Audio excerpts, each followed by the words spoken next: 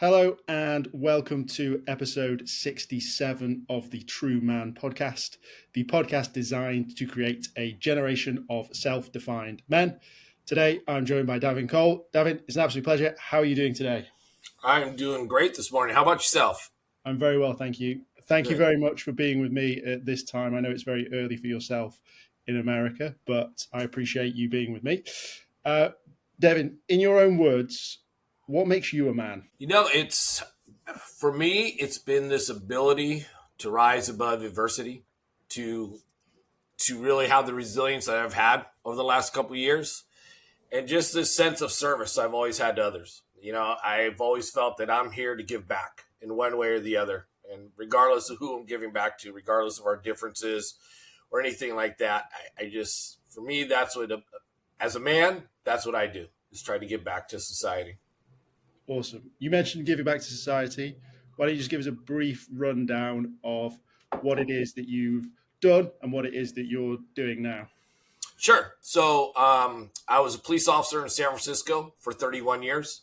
I know things are a little bit different in the UK, but we have sheriff's departments here that patrol the county. So I worked for 4 years in our sheriff's department, and then I did 27 years in the police department. Retired 31 years ago. Not your traditional retirement from law enforcement. I'm sure we'll get into that. And right now, because of everything that I've been through, I dedicate a lot of my time on public speaking on PTSD and substance use disorder in law enforcement and first responders. Awesome.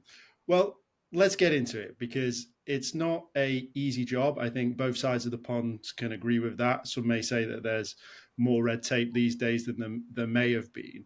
But why don't you just sort of talk us through your career and any sort of stresses or anything that sort of have come up during your time in policing? Yeah, sure. So like I said, in San Francisco, again, San Francisco is even more unique. The way things here in the United States, I don't really know how to compare it to the UK, but we have cities, and then cities are within a county, and counties are within a state, and then the states within the United States in America. But San Francisco is just one city, one county. So our sheriff's department really doesn't patrol. It's primarily corrections. So we run the county jail, and then we provide security at the court and any of the county buildings. So that's what I did for my first 4 years. The first 2 years I worked in the county jail. So, we kind of jokingly say, if you're going to be a deputy your whole career, a corrections officer, you're doing life on the 8-hour-a-day plan.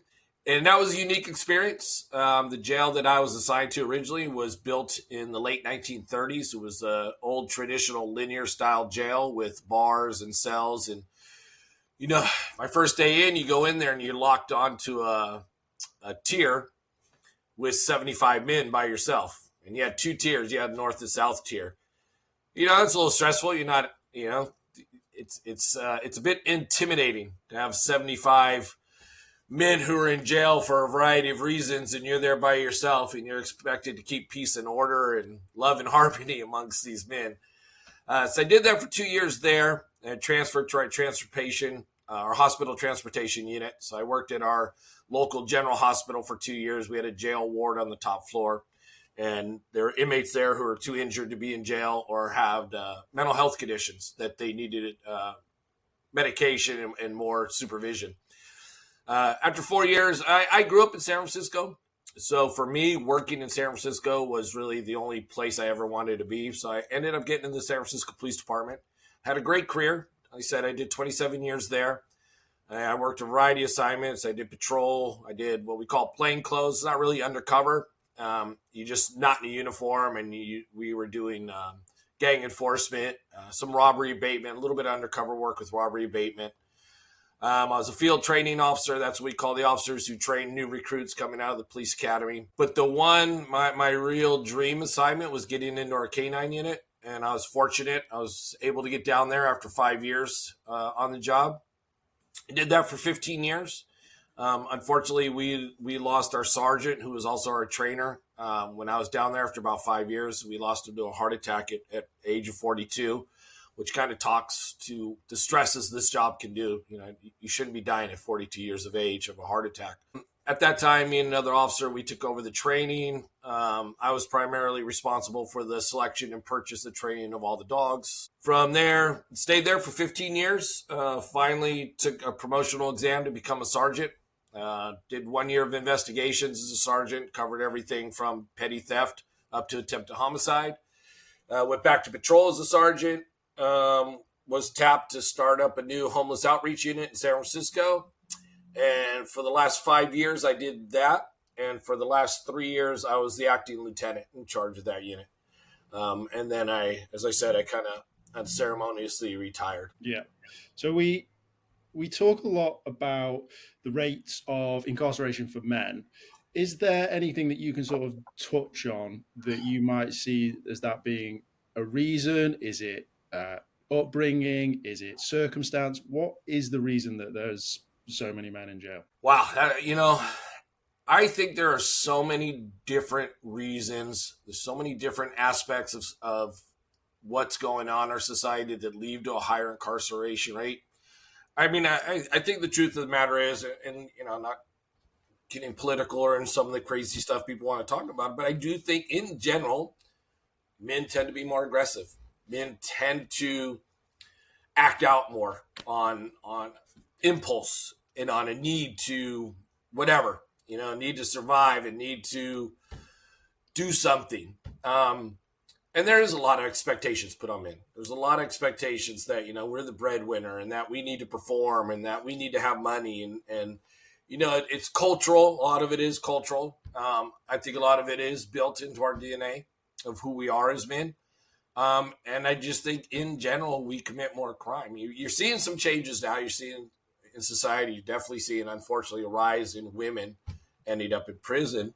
But I think it's just kind of the overall nature of men and who we are, that we behave in a way, and even to the point of like we're rule breakers. You look at any video and you see the boys on their bicycles making crazy jumps for their bikes, and that's just what we do. Just some pushing the limits a bit too far, maybe. That's yeah, exactly. Okay, cool. So you touched on, I guess, the stresses and the pressures of the role, but there's something that you sort of touched on within that side of men and wanting to be the provider and wanting to be sort of in control, I guess. Is there an element of that within law enforcement as well, in a case of, I can't have a bad day? Yeah. I mean, there's a lot of pressure in any first responder. My experience, of course, is in law enforcement, but I also think we see more of it in law enforcement that, we've taken on this protector role. And there is this pressure to be strong, to be tough, not to fail, not to be the best you can be at that job, not to not be there for others. And you absorb that pressure. Something that I found, like we talk about, like I said, wanting to be a protector, wanting to help others, wanting to be there for others. Something I've found, and I haven't really dug deep, but I imagine it's probably exactly the same in the UK is, both from my personal experience and from research that I've looked at, a lot of police officers come from childhood trauma, including myself. And I feel that drives us, as the therapist pointed out, is that we didn't feel safe for whatever reason, whatever trauma we went through as a child. And so now we've taken it upon ourselves to try to make others feel safe in an environment where we didn't feel like we had that option. Yeah, I to be honest with you, I wouldn't be surprised if that's true for sort of all men. I mean, probably within law enforcement, it's larger. But I remember reading a quote, which was, you become the man you wanted to have. So the man that you wanted to have in your life, essentially. So that would make sense for first responders and that side of things to want to be a protector in that sense, which they may be missing, which is obviously trauma. Some other men may have simpler things that they were missing and have instilled that into their life. No, absolutely. And there's pressure on you, right? There's pressure on you to always be a better man. So that does make sense, that you're trying to be the man that you didn't have. And usually that's a better man. I don't think most people are trying to be a worse man. They're trying to be the better man that they didn't have. Yeah. So it's interesting. So I imagine it is mirrored in the UK for sure. With that being said, why don't you touch a little bit on what happened to you? Because when you have that trauma that's sort of built there, embedded, it's naturally going to come out at some point. So why don't you talk about that time when it did come out? Yeah. So, as I said, I worked in the K-9 unit. I was the trainer. And, there is a half tongue in cheek saying that it's not if, it's when you're going to get bit by one of the dogs by accident. It just happens. It's pardon the pun, but it is the nature of the beast, Yeah. working with animals. And so just one day during a training exercise, I actually received a very severe bite to my leg, which left about a golf ball size hole. You could actually see my calf muscle. Once I got to the hospital, you could actually see the calf muscles through the hole. So it was pretty gruesome. I was placed on really high doses of prescription opioid pain medicine. And I was on that. I mean, I was in chronic pain. The first 3 years, I was in chronic pain, which is a trauma in and of itself. Anyone who's ever been through chronic pain, they will tell you that creates a new layer of that onion of trauma that you have. I was fortunate. It was an impinged nerve, so the scar tissue was pressing up against the nerves in my leg, which was causing, like I said, chronic pain.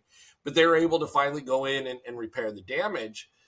But when they went to go wean me off of the pain meds, and I already suspected probably a good year and a half leading up to that I had developed an addiction to the opioids. And for me, looking back and digesting this with through therapy and whatnot, I was self-medicating, as most of us do who have an addiction issue, is I was self-medicating through the undiagnosed PTSD. I was self-medicating through this trauma because for me and a lot of men and women I've spoke to who had, especially particularly with the opioids, it was a happy pill. It made me feel good again. It put me back in the mood that I used to be when I was younger. That addiction continued, even after that surgery. So overall, it was 10 years on the prescription pain meds.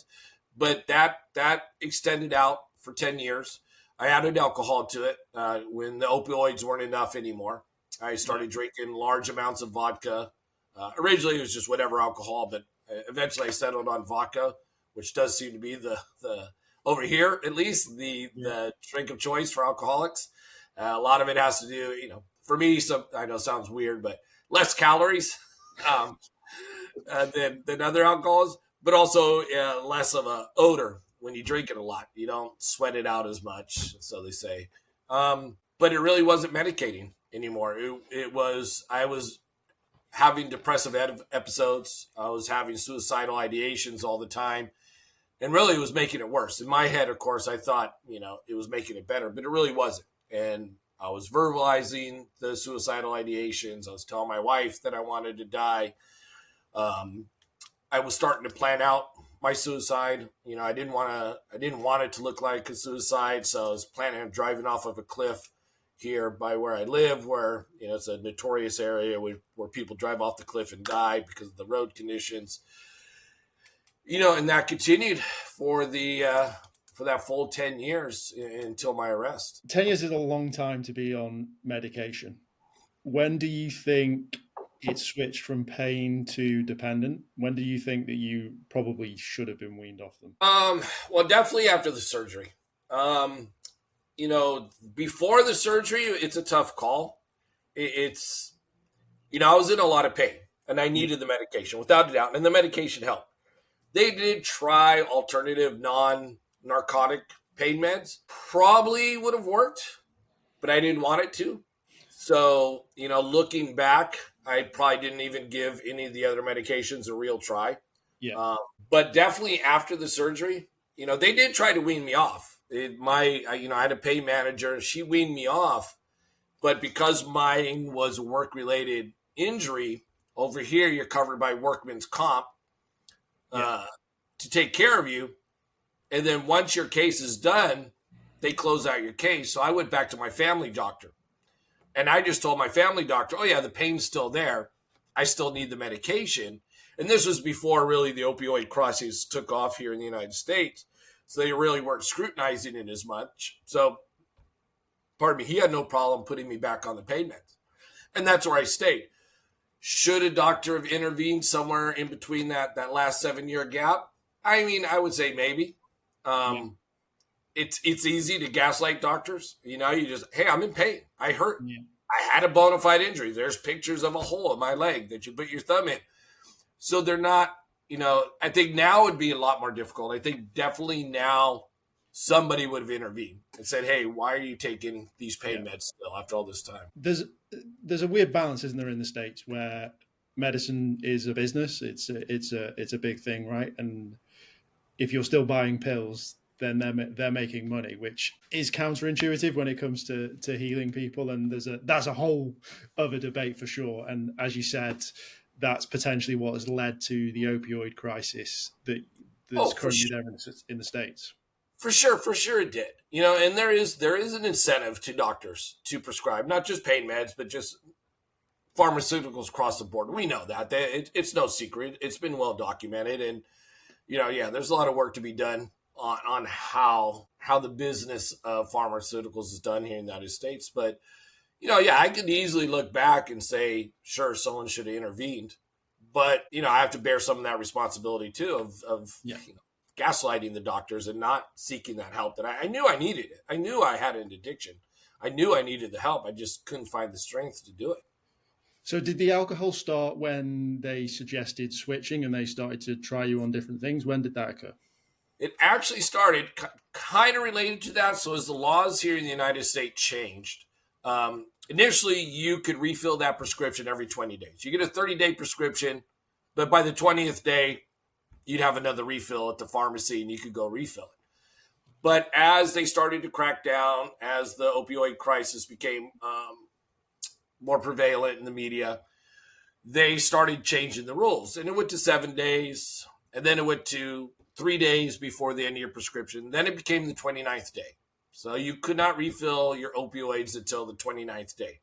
So that's really when I started laying on the alcohol, because before, if I ran out early, it was no problem because I knew I could go get a refill. So as long as I could make a 30-day prescription last 20 days, I was good. But then it was 23 days, 27 days, and then 29 was starting to become impossible. So there was kind of a sliding scale where the more pain meds I had, the less alcohol I drink. And the less pain meds I had, as I started to have to, you know, parse them out until my next prescription, I would drink more alcohol to kind of compensate for the pain meds that I wasn't taking. But it just got to the point where I was just drinking. I was drinking the same no matter what time of the month it was. It was 30 days a week. And then you just start being creative. You know, you have family members who don't use theirs. You know, you have other people, you know, who got prescribed it and they don't like it because it makes them nauseous or they don't like the feeling, but they're more than happy to give you theirs because they're not going to use it. And you just keep going along. You know, as I don't like the misnomer, but it's what we say, you know, you're a functioning addict. You're going to work, you're going to your kids' games, the sports games, you're going on vacation. Life is going along, and inside, especially with men, you're hiding this deep, dark secret and self-medicating alone at night in your bedroom. That was going to be my next question around functioning. Like, how? It sounds like you had enough to have a party. Yeah, it's funny. I get that question a lot. I don't know. My therapist had told me, you know, before, one of the first therapists I saw was like, I don't even know how you hadn't, honestly, she goes, I don't know how you haven't killed yourself before. She goes, I don't know how you made it. And I was doing well at work. Like I said, I promoted to sergeant. Ironically, they put me in charge of the homeless outreach unit, which a lot of that revolves around people with substance use disorders and mental health issues.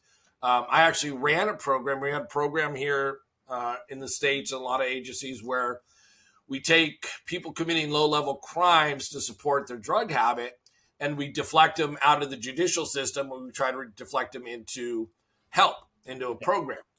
And so I was in charge of that. I was the coordinator for our department's deflection program.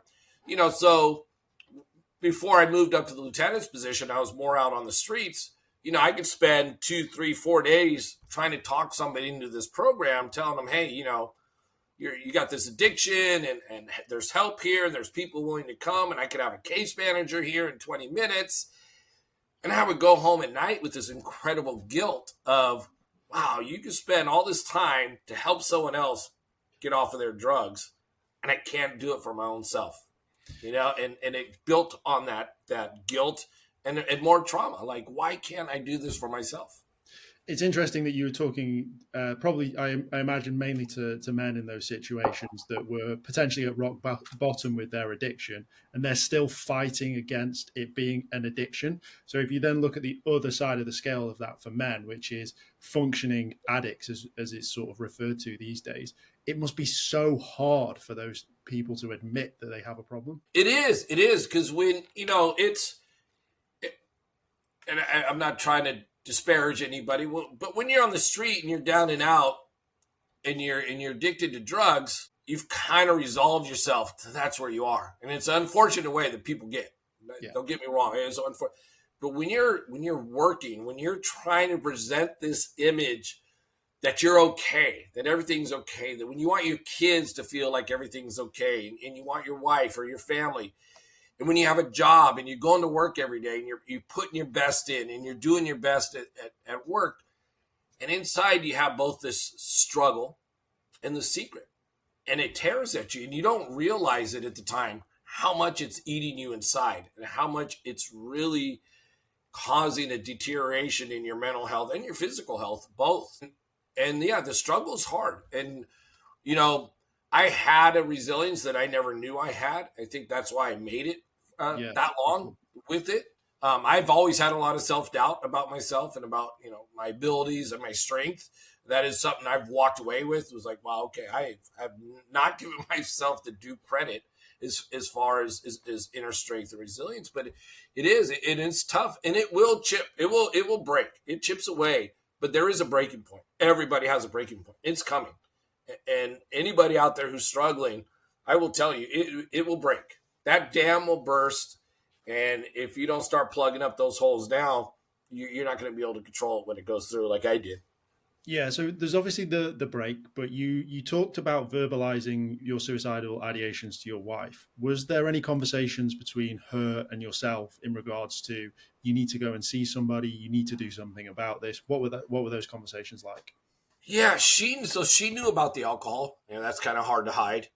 She really didn't know about the pills. She would find a pill bottle every once in a while, and I would, lie to her and tell her, oh, the pain came back, and so I just got a prescription for the month, and it's okay. She didn't know what to do. She didn't know where to go. She knew I needed help, and she would tell me. And my police department had a really good employee assistance program. We call it our behavioral science unit. And she knew about it, and she would encourage me to call. I was waiting on like I said, I was an acting lieutenant, but I was next up to get a permanent position to lieutenant.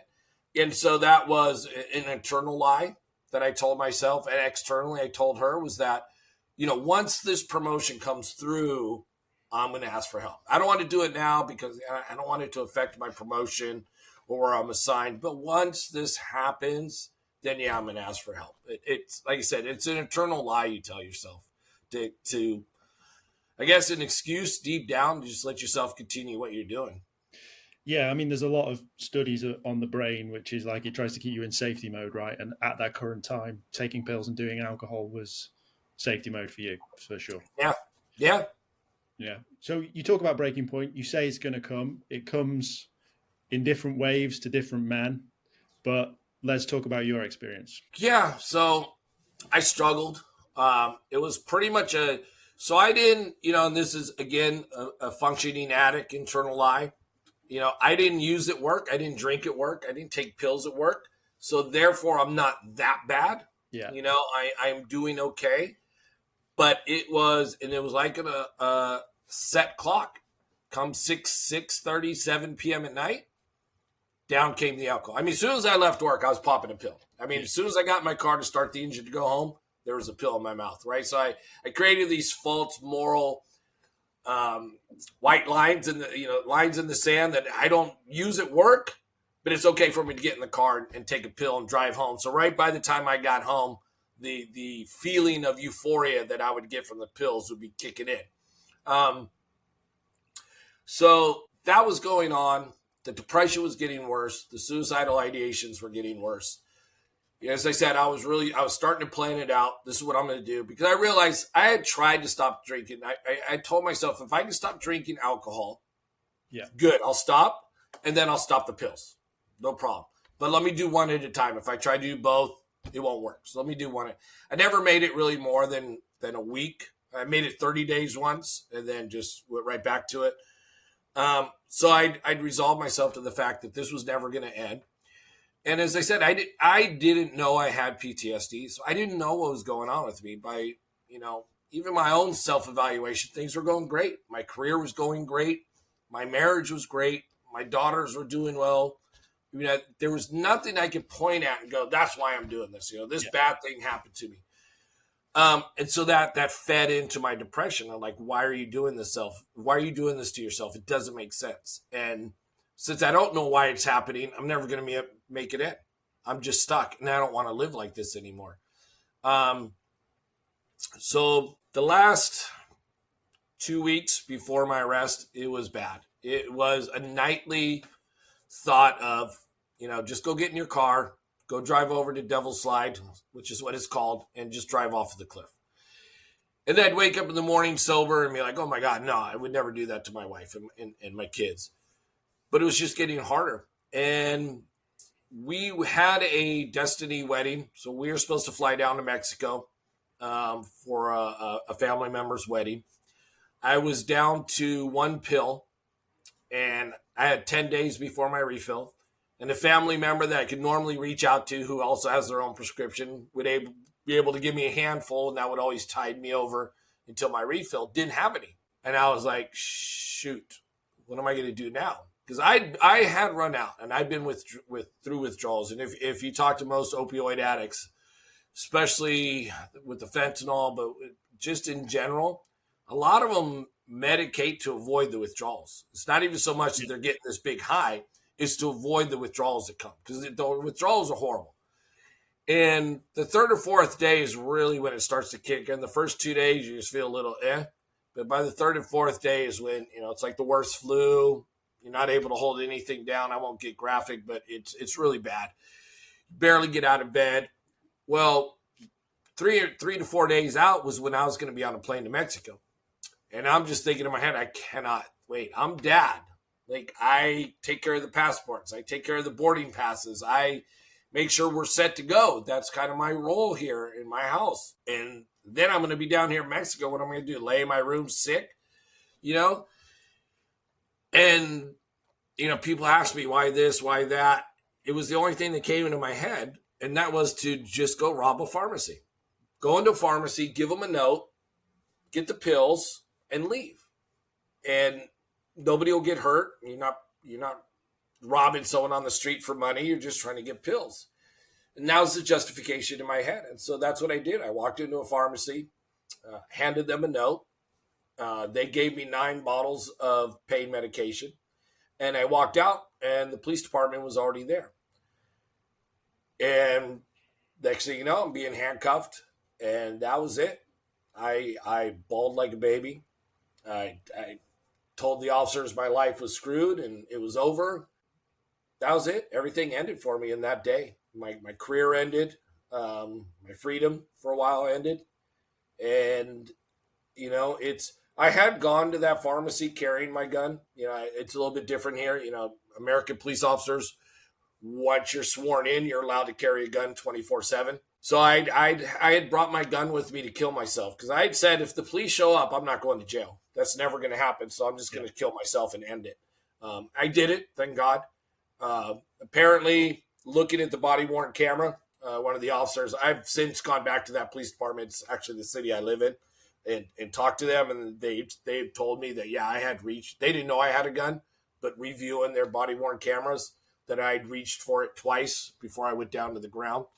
So it was there. I mean, it was a thought. I don't remember thinking about it at all. So that was my hard crash. That was my dam bursting. Can you recall the feeling at that point? Was it relief? Was it panic? Like, you've mentioned all those things, like career's over, life's over, but also the flip side of that, you can't take pain meds anymore. You can't drink any. Like, can you recall that at all? Yeah, obviously it was a flood of emotions. I didn't think too much about. I think the relief was just that it's over. One way or the other, it was over. I think there was. I probably didn't realize at the time. I think there was a sense of kind of a relief. Now, I watched the pharmacist call 911. I watched her call the police, and I didn't leave. I stayed there. Like any police officer would recognize, she's given my description on the phone. I should probably leave because the police are going to be here any second if she's calling.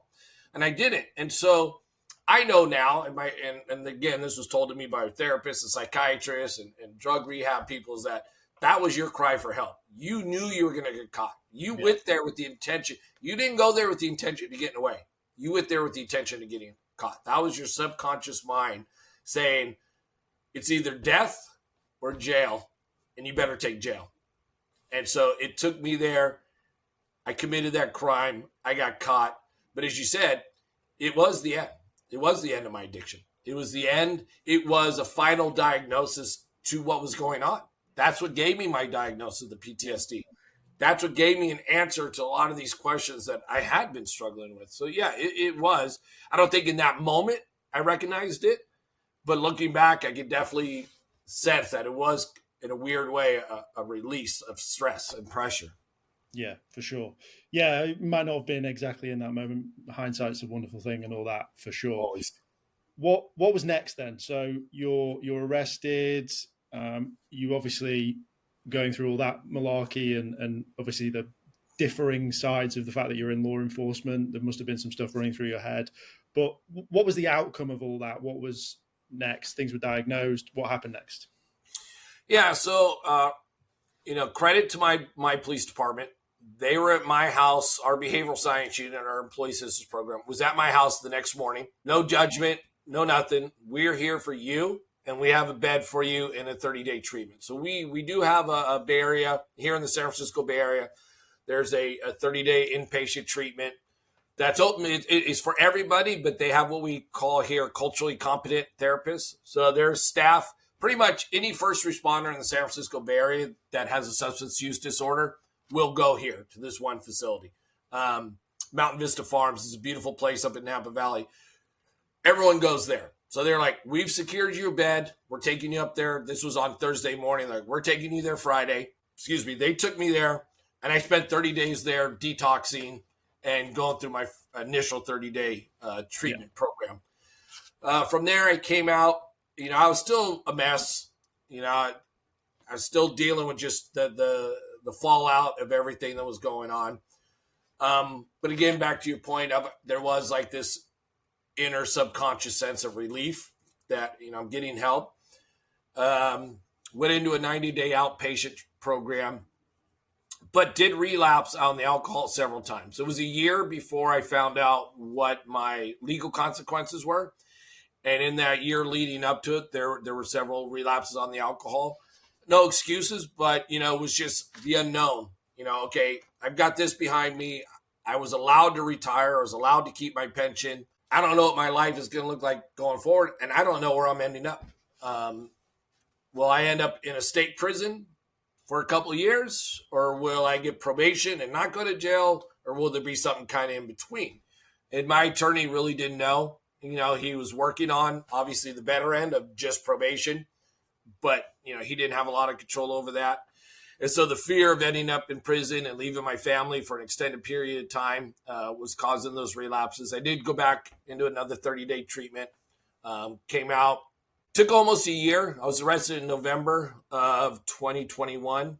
And in December of 2022 was when I was sentenced. It was December 23rd, so 2 days before Christmas. My attorney had come to me and said, well, it looks like here's what's going to happen. You're going to get probation, but you're going to have to go to jail for a year in the county jail. So you stay local. You don't go off to a state prison. I was hoping it being 2 days before Christmas, maybe the judge would have some Christmas spirit and suspend that and it just give me probation. It didn't happen.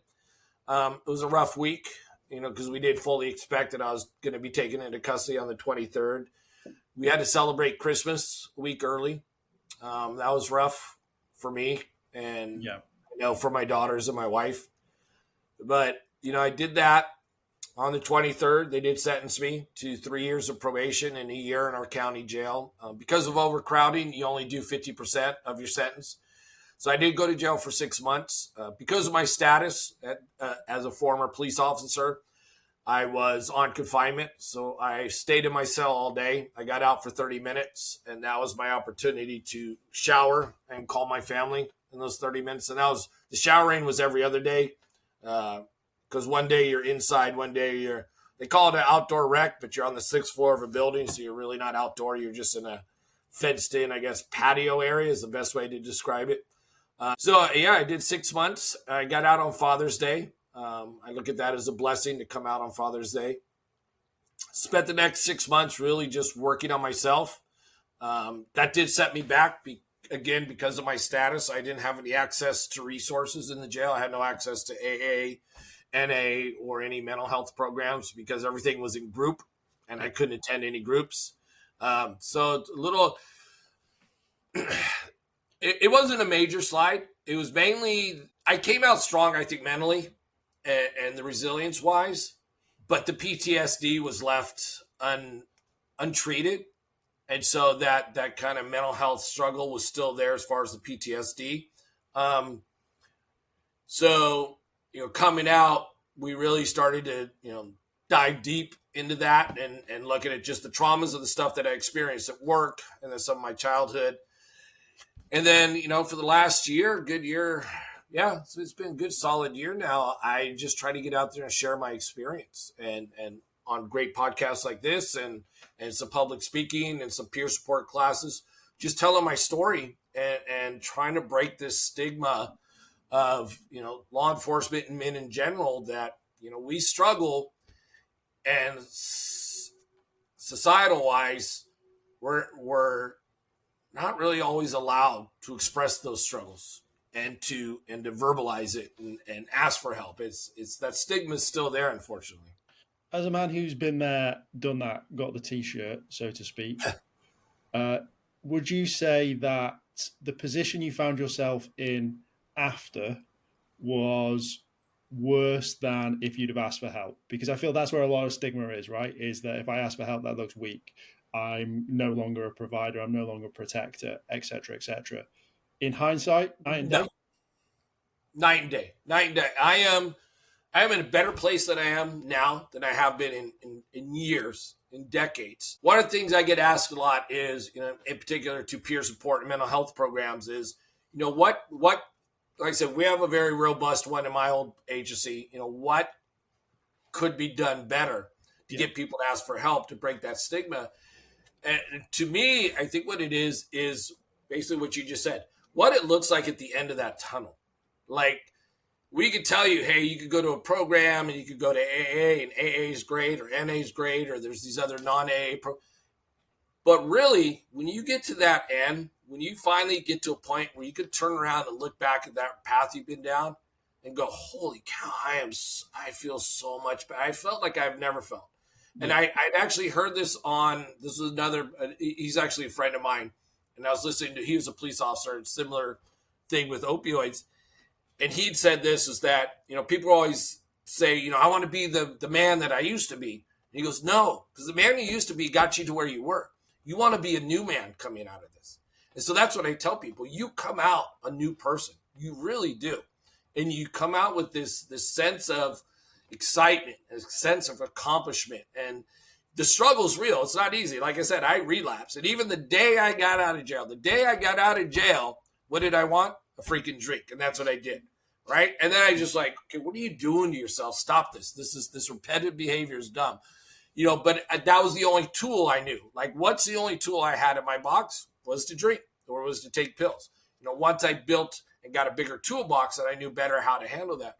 So that's what I tell people is, you may feel weak when you try to ask for help, but when you come out the other side, like I said, I did not know I had this inner strength. And now I feel stronger mentally than I have in my whole life, quite honestly, because it allowed me to learn that about myself and to develop that strength and push that forward and like, damn, all right, I'm good. I'm okay. Amazing. Got through this. Yeah, it's look, this is why I do this podcast. I love to hear stories of real men, right? We see a lot of podcasts that might have a a Goggins in there or someone that's done something extremely crazy and this feat of physical endurance. This was UVU, right? And you came out the other side, which for me is more powerful. The more stories that we can share like this, the better for sure. So I'm really appreciative of you sharing your story. There's obviously some bits in there that some people might be like, "Whoa, I'm surprised you even shared that part of it." So it was very open, and I'm extremely grateful for that. What's next for you? It's funny. I spent 3 years not working. I recently was asked to join a company as a director of operations for a security company. So I have that.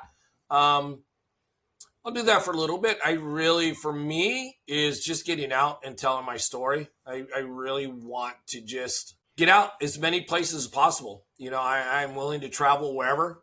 If somebody wants me to come speak to their organization or to their company, because it isn't just my industry. It isn't just, like you mentioned earlier, it isn't just first responders. This is a struggle, men and women too, right? These are real struggles, and there is a stigma across many industries where just asking for help seems like a weakness. And the people that I found in my personal experience, the people that are the most vocal who are like, "Oh, if you need help, you're weak, or you're not a real man," or this, to me, and what I found is they're struggling inside. Yeah. And they just don't know how to ask for help. So they put up this facade that they're okay, and anyone else who asks for help is the weak one and not them. And it really just isn't true. They're struggling too, and they're having issues too. So yeah, just going forward for me is just telling this. I may start my own podcast down the road. I will be working on a book this year, talking about my story, talking about my childhood, and kind of how that contributed to everything. But a big part of where I'm at now in my life is my wife has said this a lot to me. She said this in the beginning, and it really helped me through. And she goes, "Things happen for you, not to you." So she goes, "This happened for you. It didn't happen to you. This addiction, this mental health struggle, your arrest, all of this happened for you." And I really believe I'm here right now. I'm right here on this podcast right now because I'm meant to be. Because somebody's going to hear it. Someone's going to go, "Holy crap, that could have been me. And what can I do?" And I've gotten that feedback, and that makes me happy that, hey, I listened to this podcast, or Davin came to speak at our event, and I went and asked for help because I didn't want to end up there. And I needed someone to remind me why asking for help is okay. Yeah, for sure. One of the first reasons that I started this podcast was I have my story and other people have their story. I don't resonate with everyone, and more people need to talk, because then we can hear more stories and it hopefully resonates with someone. So that's the reason that I invite people on like yourself, is to just share your story, so that if there's just a little bit of something that's similar, you can just go, "Oh, okay, good. There's hope, there's light, there's a path, there's something I can try," which is the whole reason for this. Now, you spoke briefly about first responders, and I always end with this question, but I'll sort of let you tie it into first responders as well. What in the space are you seeing that is really good, and what do you want to see more of in regards to mental health and sort of helping relieve stress? Yeah, I think in the broad sense with men, I think it has become easier than, say, 20 years ago for men to seek help and to say, "Hey, I am struggling. This is a real struggle." Within the first responder, specifically within the law enforcement community, especially in the last 3 to 5 years, there has been a lot more attention brought to the mental health struggles of law enforcement, both here in the United States. I'm a bit of a police Anglophile. I love everything about the British police. I read stories, and I have a lot of people on LinkedIn that I connected with. It has gotten better. The stigma's slowly being chipped away for people to ask help, but we're not there yet. We are definitely not there yet. I just this week, a friend of mine posted on his LinkedIn account about an officer he spoke to who went to his supervisor and said, "Hey, I'm kind of struggling." And the response was, "Well, we don't have the staffing today for that." And so that's still a real thing. And again, a couple months ago, someone else told me they went to their peer support, and then his chief demanded that person he spoke to tell him what was discussed during that peer support meeting. So these are horrible things that shouldn't be happening. I've read articles in the UK. Apparently, it's not that dissimilar over there where, hey, we have a peer support mental health program, but it's in name only. And so I think that's where we really need to work on it. Like, if you're going to say you're going to have a program, make it a real program. This is not a political tool to say, hey, I'm the boss and look what I've created, and it's not a real program. Yeah. You got to put something in place that's real. And that's something else I try to consult on is what should that look like and what it definitely should not look like. And telling someone that you don't have the staffing is just pure crap. Pardon my language, but it is pure crap. Davin, it's been an absolute pleasure. Thank you so much for sharing your story. If people have liked what they've heard and they want to hear more and they want to find you, let them know where they can find you. And I will leave the final thoughts with yourself. Yeah, probably right now the best place is on LinkedIn. That's where I'm the most active. If you need to reach out to me, it's just my name, contact Davin Cole at Gmail.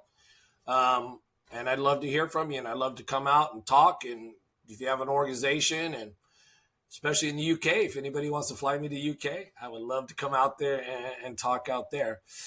And my final thought out there is never be afraid to ask for help. It's so funny how there's things we'll ask for help. And again, I'll kind of focus on the law enforcement aspect. You ask any police officer, they will call for backup if they're going to take on a 6'6" MMA fighter. They won't even think twice about it. Well, let's make that the norm for asking for mental health. Don't be afraid to ask for help because you are fighting a 6'6" MMA fighter by yourself if you think you can do it alone.